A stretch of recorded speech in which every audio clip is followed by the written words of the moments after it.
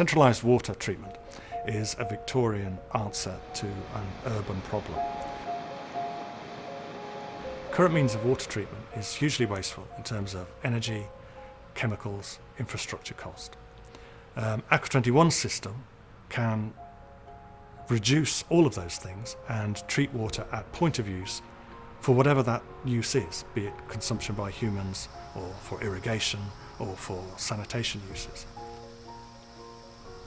The initial design work was done here at Imperial College with Dr. Simon Bland of the physics department.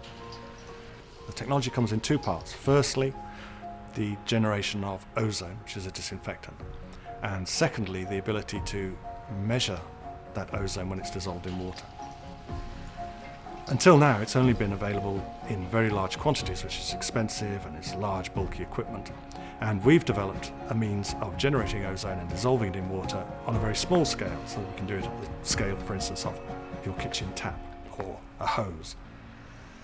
Ambient water, which is of whatever condition, can be treated using our system, made safe locally, without infrastructure, without involvement of government, without capital cost.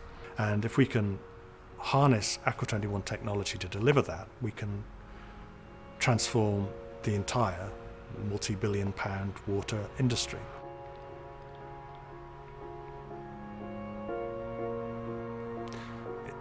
It doesn't make sense to wash a car with drinking water. It doesn't make sense to wash out a pigsty with drinking water. It doesn't make sense for a doctor to wash his hands with drinking water. Why don't we wash our car with clean, perfectly nice clean water, but it doesn't have to be drinking water? Why don't we have a doctor wash his hands with water that comes out of his tap, which is biocidal as it comes out the tap? Why don't we make water to a standard that is required by its use? There are standards for watering of the growing of vegetables for growth periods and then cleaning periods and then pre-harvest periods. So there is a requirement even for the growing of vegetables to have water of a different standard at different points of the cycle. But before we harvest our lettuces and we pack them and send them to the supermarket for people to buy, it would be useful to be able to wash that lettuce while it's in the ground with irrigation water, which actively kills E. coli. And of course our residual ozone, because we've dosed our water with ozone to make it safe, and then there's some ozone left in the water, that residual is biocidal.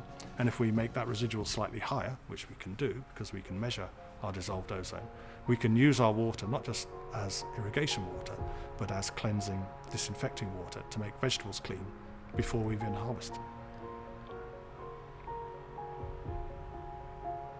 In Europe, in Africa and in Asia, there are huge numbers of people living without access of any kind to clean water, but also with routine daily access to unsafe water, which makes them ill, which limits their life chances, and particularly life chances of girls. Now that we've developed a system where we can bring the most effective disinfection process to point of use, to a single person's point of use and a family's point of use, at a very low cost, we start to spread the means of having a clean diet, a safe upbringing for children to wider parts of the world. So it's not just a European thing, it's not just a North American comfort to have clean, safe water. We can bring clean, safe water to everyone everywhere.